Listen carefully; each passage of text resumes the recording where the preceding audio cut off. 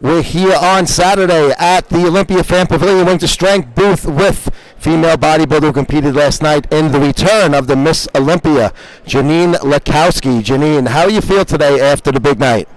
I'm actually feeling pretty good. Still very surreal that it actually really happened. So I'm kind of at a loss for words, but very happy and grateful that we're back and we're going to come back even stronger. What did you think about, it was a pretty tight race there. Obviously, Andrea won a couple of weeks ago, so it was kind of a good battle between her and Margie and Helly. So what did you think how it ended up with those final three? I actually think it was a really good decision because Andrea Shaw has a great physique, and it's actually a physique that we can obtain, like we could reach for. When it gets too big, it makes it harder, and then we kind of lose our drive to go farther because sometimes some of us, I'm like a middleweight, so sometimes it's hard to reach that level to that size, and not all of us want to be that big, you know. You did a great, I was just talking before we started rolling, the posing routine was sexy, it was hell, it was great, it showed off everything. How long did you work on that routine? That routine, I'm a choreographer as well, so some routines take a little bit longer. This one took me about a week and a bit, just to go through it in my head and figure out how I wanted to use it and really express myself at the Olympia stage, because I really wanted to make a mark to show what bodybuilding is about, and it's about passion. Like, we're in the gym, but there's passion behind it. So I really wanted everyone to really feel what I feel when I'm posing, and I think I nailed it on the head last night. It just felt good. Everybody wants to win, of course, but this being the first time that you ever competed at the Miss Olympia after the long layoff, and you've been in Wings of Strength shows and stuff, were you happy with where you placed last night? I honestly don't know where I placed yet. But, you know, you could be. I have no idea where I placed. I haven't really looked. I've just been busy with everything else. Yeah. But, you know, being on the Olympia stage, I'm an Olympian. So it's an honor and it's a privilege. So wherever I placed at this point is, in my eyes, irrelevant because we're all champions no matter what, with everything going on and the comeback. So it's just like an amazing opportunity to represent the sport of female bodybuilding where it all began for all the divisions. It was with us. So it was just an honor. It was like just how everything went from September to December, Planet Hollywood to here, Jake, Dan, all of the Tamo, all the guys. How did you guys feel as competitors, like not knowing what was going on? It must have been kind of, shitty, really. Well, it was a little bit nerve-wracking because you didn't know. Do you start prep? Do you finish prep? Do you do whatever? And I came in on points, so I came in with 14 points. So I had to do a lot of shows to get to that. So the Olympia was actually my 5th show this year. So it was like I was dieting for 365 days. So I started last year because I had my shows already lined up. So I just kept going because if you stop when you're starting something, sometimes it's hard for people to get back. And as you're getting older as well, it takes you that little bit longer. So I just kept on plugging away and, staying very positive and optimistic about everything. And I said, everything's going to work out. Jake's a man of his word, and Dan. So they're going to make stuff happen. And sure enough, here we are. I really think they pulled it off amazingly. You've been to the Olympia before. You've seen how it is at the Orleans, at the Expo. Obviously, crowds are an issue with COVID. That's why this fan pavilion can't be as big as the Expo. But as far as the stage setup and everything, I'm blown away. How about you as looking at it from the other side, not the seats? Yeah, the stage was magnificent. It was the hugest stage we've all ever been on. It was so big. So nobody was touching anybody, and it felt good because you had all this space to show what you had to bring, right? So it was just, the whole atmosphere was awesome with the video and the sounds, and they did such an amazing job. We were all blown away when we got to see from the front, because at backstage you don't see anything, but at the front when you're coming out, then you're like, wow. You're just mind blown. Walking in that hall was just honestly breathtaking. It was art. And I loved the tribute video at the beginning because I'm an old school Miss Olympia guy. I love Corey and all of that. So to see it go from McLeish and then went all the way up to now, I thought that little video tribute they put together was really cool. Did you get a chance to see that because you were backstage? No, we actually didn't even know that was happening.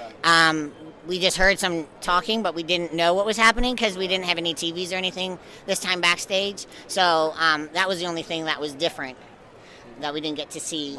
we didn't get to see the monitors and stuff, which is always fun to cheer people on and see how everyone's doing. But, you know, things happen every year. It's a little bit different, and I know it's just going to keep getting better every year because now the Olympia is in good hands. That has saved both men and women bodybuilding. When you think about it, Jake Woods should be like the hero of our sport because he has really saved the whole community of bodybuilding.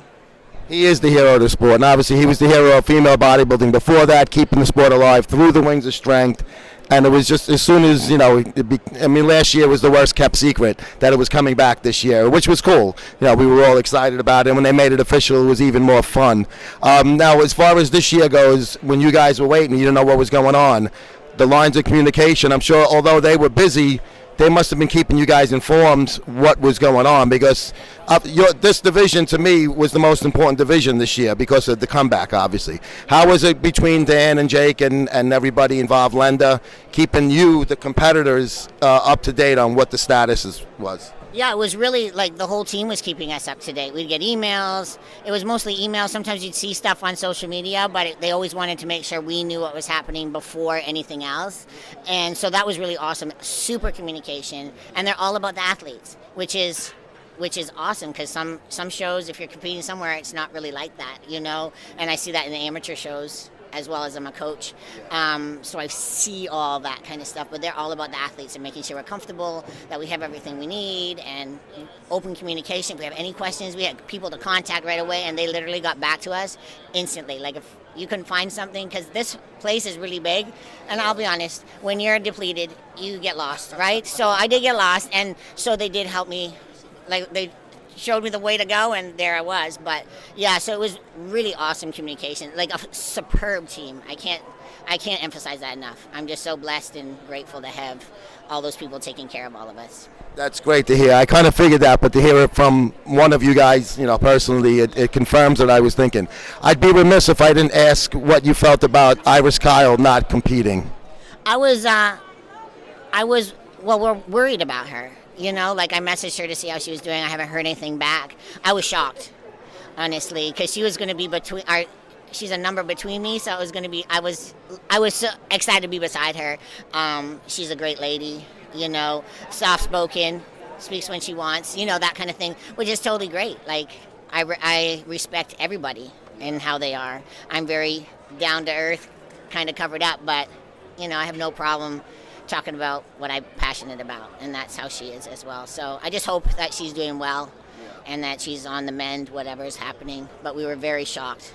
Yeah, I mean, there was not a lot of information, which is her personal stuff, so it doesn't need to be out there. But I was disappointed. I'm a big fan. I know Iris. She was on one of my covers back in 2011, so I thought it was really cool. I was kind of expecting, like, what was going to happen with Yaxini. She was going to come back and say, okay, I'm back.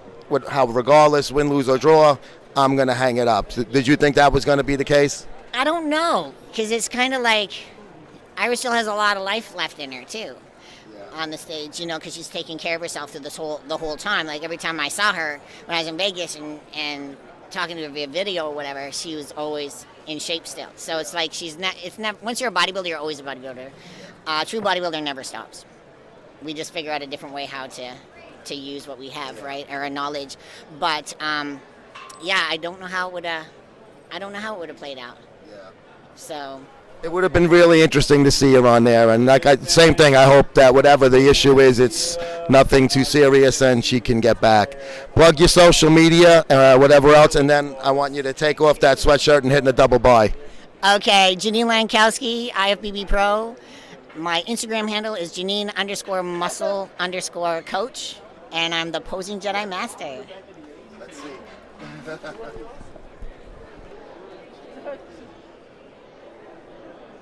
Excellent. That's when bodybuilding